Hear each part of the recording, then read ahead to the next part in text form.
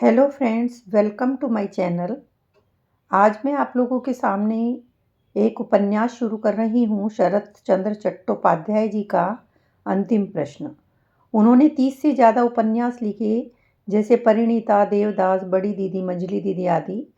लेकिन अंतिम प्रश्न अपने समय से काफ़ी आगे है, उस समय के सामाजिक परिवेश से हटकर है। उस समय की नारी काफ़ी कम पढ़ी लिखी होती थी, जो सिर्फ चारदीवारी में रहकर ही अपना जीवन बिता देती थी। पर इस कहानी की पात्र कमल, जो शिवनाथ के साथ लिव इन रिलेशनशिप में रहती है, उस ज़माने में कोई भी कॉन्सेप्ट नहीं जानता था।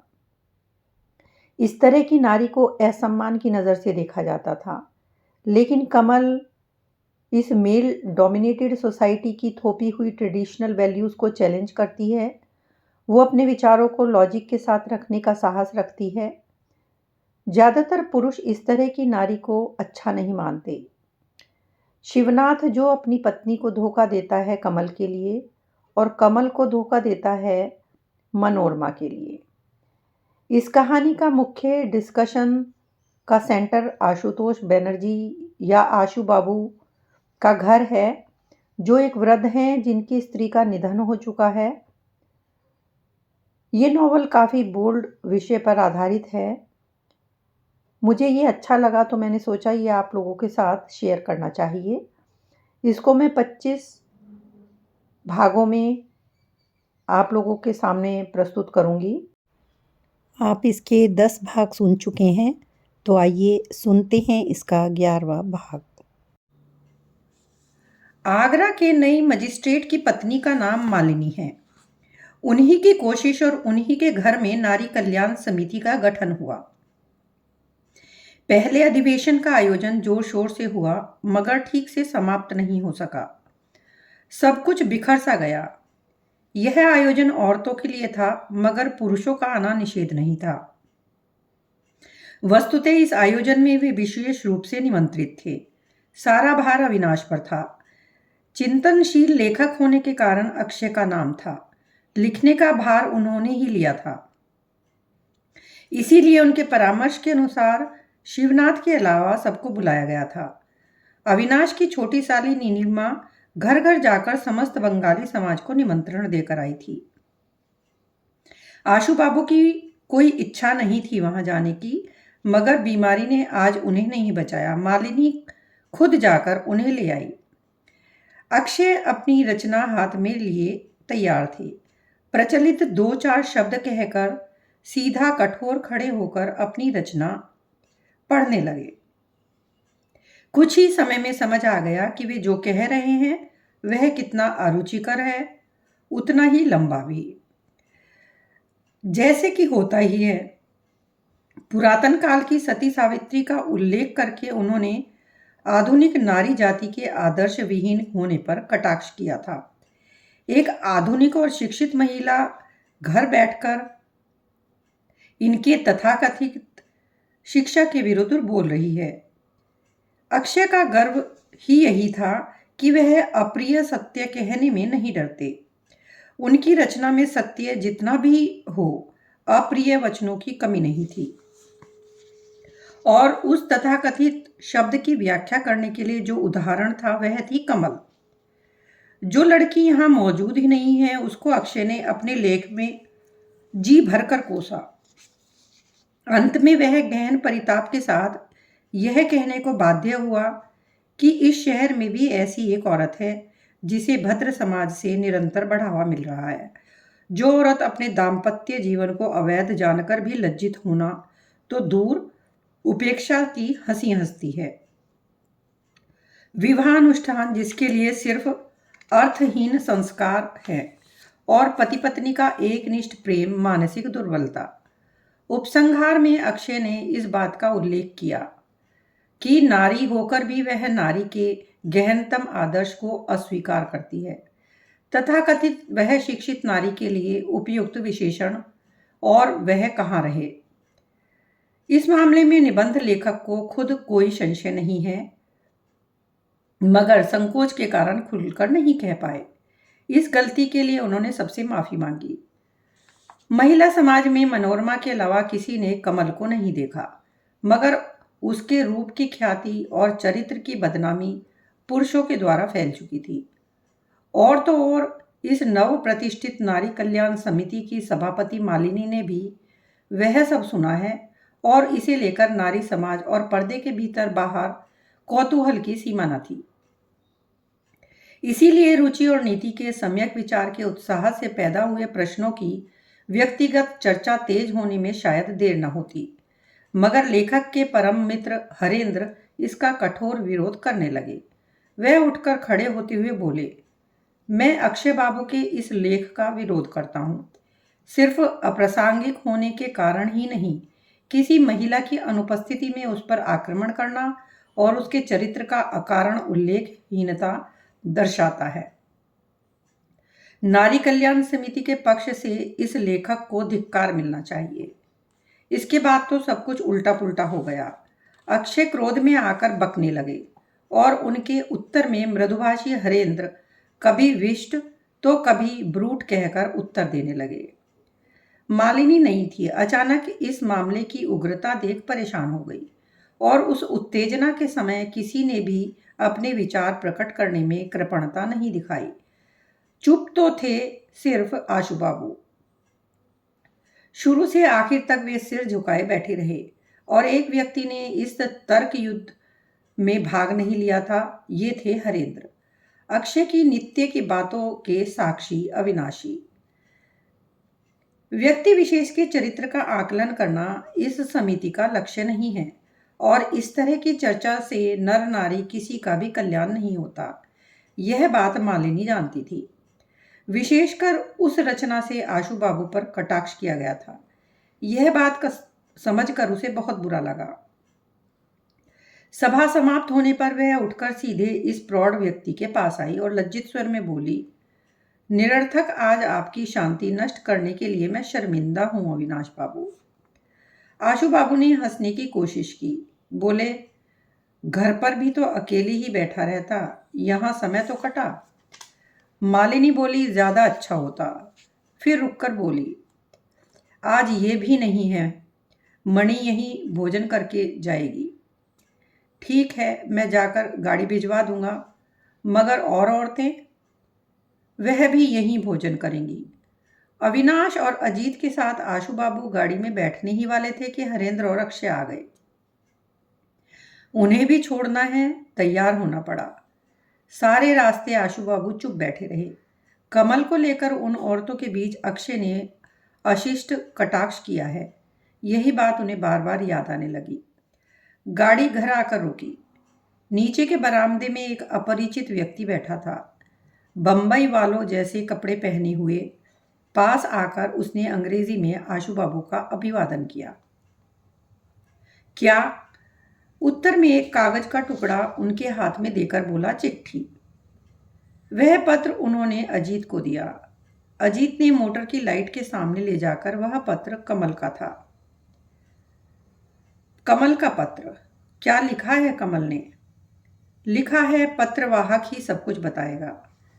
आशु बाबू ने जिज्ञासु भाव से उसकी ओर देखा तो वह बोला, यह पत्र कोई और पढ़े वे नहीं चाहती थी। आप उनके आत्मीय हैं। मैं कुछ रुपए। बात पूरी नहीं हो पाई, आशु बाबू अचानक क्रोधित हो उठे। बोले, मैं उसका आत्मीय नहीं हूं, वह मेरी कोई नहीं है, तो मैं उसे रुपये क्यों दूंगा? गाड़ी में बैठे अक्षय ने कहा, जस्ट लाइक हर। यह बात सभी ने सुनी। पत्रवाहक चकित होकर बोला, आपको रुपये नहीं देने हैं, मैं दूंगा, आप सिर्फ कुछ दिनों की जमानत। आशु बाबू का गुस्सा और बढ़ गया। बोले, मैं जमानत क्यों दूं? उसका पति है, उधारी की बातें उन्हें बताएं। वह व्यक्ति आश्चर्यचकित होकर बोला, मगर मैंने उसके पति के विषय में नहीं सुना। पूछेंगे तो पता चल जाएगा। Good night. आओ अजीत, और देर मत करो। यह कहकर अजीत को लेकर ऊपर चले गए। ऊपर के बरामदे से बाहर झांककर ड्राइवर को याद दिलाया कि मैजिस्ट्रेट की कोठी पर गाड़ी पहुंचने में देर न हो। अजीत सीधे अपने कमरे में जा रहा था। आशु बाबू उसे बैठक में बुलाकर बोले, बैठो, देखो मजा। इस बात का अर्थ अजीत समझ गया। वस्तुतः उनकी स्वाभाविक सहृदयता, शांति प्रियता और सहिष्णुता के साथ पल भर रहने की उनकी रूढ़ता अक्षय के अलावा बाकी सबको खली। बिना कुछ जाने इस रहस्यमय युवती के प्रति एक दिन अजीत का हृदय विस्मय से भर गया था। मगर जिस दिन कमल ने अपने निर्जन कक्ष में एक अपरिचित पुरुष को अपने पिछले जीवन का इतिहास उद्घाटित किया, उस दिन से ही अजीत का मन उसके प्रति विराग और वितृष्णा से भर गया। इसी तरह उसके पिछले दिन कटे। इसीलिए आज नारी कल्याण समिति के उद्घाटन के उपलक्ष्य में अक्षय ने नारी आदर्श के बहाने इस लड़की को जो भी कहा उसे दुख नहीं हुआ, जैसे उसने यही उम्मीद की थी। अक्षय की बर्बरता से जितने भी शूल हों, मगर आशु बाबू ने अभी अभी जो किया वह तो जैसे कमल के कान किसी ने मरोड़ दिए हों। सिर्फ अभावित है इसलिए नहीं, पुरुष के अयोग्य हैं इसलिए। कमल को वह भली नहीं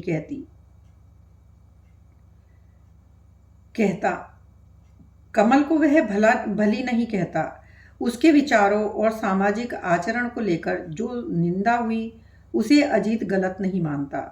उसके खुद के भीतर इस युवती के प्रति घृणा का भाव ही प्रबल है। वह तो मानता है भद्र समाज में जो अचल है उसे त्यागना कोई अपराध नहीं, मगर फिर भी यह क्या हुआ। दुर्दशा के समय एक युवती के दुख के समय कुछ रुपये न देना, यह तो पुरुष का चरम असम्मान सोचकर वह अंतर से दुखी हुआ। उस रात की सारी बातें उसे याद आई। उसे प्यार से भोजन कराते समय अपने अतीत के चाय बागानों की बातें, अपनी माँ की कहानी, अपना इतिहास, अंग्रेज मैनेजर के घर उसके जन्म का इतिहास, वह सब जितना विचित्र है उतना ही अरुचिकर भी। मगर क्या जरूरत थी, छिपा भी लेती तो क्या नुकसान होता। मगर दुनिया की सहज बुद्धि का जमा खर्च का हिसाब शायद कमल ने नहीं सोचा भी हो तो ध्यान नहीं दिया। और सबसे ज्यादा चौंकाने वाला उसका कठिन धैर्य। पहली बार अजीत के मुंह से ही उसने सुना था कि शिवनाथ कहीं नहीं गया, इसी शहर में है। सुनकर चुप थी, चेहरे पर न कोई पीड़ा भाव, न ही कोई शिकायत। इतने बड़े झूठ की कोई शिकायत उसने किसी से नहीं की। उस दिन मुमताज में की स्मृति ताजमहल के पास बैठकर हंसी हंसी में उसने जो बातें कही थी उसका प्रत्येक अक्षर पालन किया है। आशु बाबू शायद खुद भी अनमने हो गए थे। अचानक सचेत होकर बोले, देखा अजीत, मैं पक्का कह रहा हूं यह सब शिवनाथ की चालाकी है। अजीत बोला, नहीं, ऐसा नहीं भी हो सकता, बिना जाने कुछ कहा नहीं जा सकता। आशु बाबू बोले, हाँ, मगर मुझे विश्वास है यह चाल शिवनाथ की है। वह जानता है मैं धनवान हूं। अजीत बोला, यह तो सभी जानते हैं, कमल भी जानती होगी। आशु बाबू बोले, तो ज्यादा अन्याय है, पति से छिपाना अच्छी बात नहीं है। अजीत चुप रहा। आशु बाबू कहने लगी, पति से छिपाकर शायद उसकी इच्छा के खिलाफ किसी से रुपए उधार करना कितना गलत है, बताओ तो। इसे बढ़ावा नहीं मिलना चाहिए। अजीत बोला, उन्होंने रुपए नहीं मांगे, जमानत मांगी थी। आशु बाबू बोले, वह एक ही बात है। कुछ पल मौन रहकर बोले, और मुझे आत्मीय कहकर लोगों को धोखा देना, वह क्यों? मैं उसका कोई नहीं हूं। अजीत बोला, मैं शायद आपको सचमुच अपना मानती हूं। मुझे लगता है किसी से भी छल करना उनका स्वभाव नहीं है। नहीं नहीं, मैं ऐसा नहीं कहा अजीत। यह कहकर वे जैसे खुद को ही सफाई देने लगे। उस आदमी को अचानक यूं विदा करने से पहले उनके मन में ग्लानि का भाव था। बोले, अगर वह मुझे अपना मानती है तो 200-400 रुपए की अगर जरूरत ही पड़ गई तो खुद आकर ले जाती। खामखा बाहर के व्यक्ति को इतने लोगों के सामने भेजने की क्या जरूरत थी? और जो भी कहो, उस लड़की में बुद्धि तो है ही नहीं। नौकर ने आकर बताया खाना तैयार है। अजीत उठने लगे। आशु बाबू बोले, उस आदमी को मार्क किया अजीत? गंदा चेहरा, मनी लैंडर था ना? लौटकर शायद बढ़ा चढ़ाकर बताएगा। अजीत हंसकर बोला, बढ़ा चढ़ाकर बोलने की जरूरत नहीं होगी आशु बाबू, सच बताना ही होगा। यह कहकर वह जाने लगा तो आशु बाबू वास्तव में विचलित होकर बोले, यह अक्षय बिल्कुल ही नॉनसेंस है। इंसान की सहन की शक्ति की सीमा अतिक्रम हो जाती है। एक काम करो अजीत, यदु को बुलाकर वह दरवाज़ा खोलकर देखो क्या है। 500-700 रुपये अभी जितने हैं भेज दो। हमारा ड्राइवर शायद उनका घर पहचानता है, शिवनाथ को कई बार छोड़कर आया है। यह कहकर खुद ही ऊंची आवाज में नौकर को बुलाने लगे। अजीत ने रोकते हुए कहा, जो होना था हो गया, आज रात रुक जाते हैं, सुबह सोचेंगे। आशु बाबू विरोध करते हुए बोले, तुम समझते नहीं अजीत, विशेष जरूरत नहीं होती तो वह रात को किसी व्यक्ति को कभी नहीं भेजती। कुछ पल स्थिर रहकर अजीत बोला, ड्राइवर घर पर है नहीं, मनोरमा को लेकर कब तक लौटेगा पता नहीं। इस बीच कमल को सारी बातों का पता चल जाएगा, उसके बाद रुपए भेजना ठीक नहीं होगा आशु बाबू। शायद आपसे वे अब मदद नहीं लेंगी। मगर यह तो सिर्फ तुम्हारा अनुमान है अजीत। हाँ, अनुमान ही है, मगर पराई जगह पर रुपयों की ज़रूरत उससे बड़ी हो सकती है, मगर उनके आत्मसम्मान से बड़ी ना भी हो। आशु बाबू बोले, मगर यह भी तो तुम्हारा अनुमान ही है। अचानक अजीत ने उत्तर नहीं दिया। कुछ देर मौन रहकर बोला, यह सिर्फ मेरा अनुमान नहीं, मेरा विश्वास है। यह कहकर वह धीरे धीरे कमरे से बाहर चला गया। आशु बाबू ने उसे अब नहीं बुलाया, सिर्फ आंखों में पीड़ा भरकर उस ओर देखते रहे। कमल पर यह विश्वास असंगत नहीं है, यह वह खुद भी जानते थे। निरुपाय पछतावे से उनके हृदय में पीड़ा होने लगी।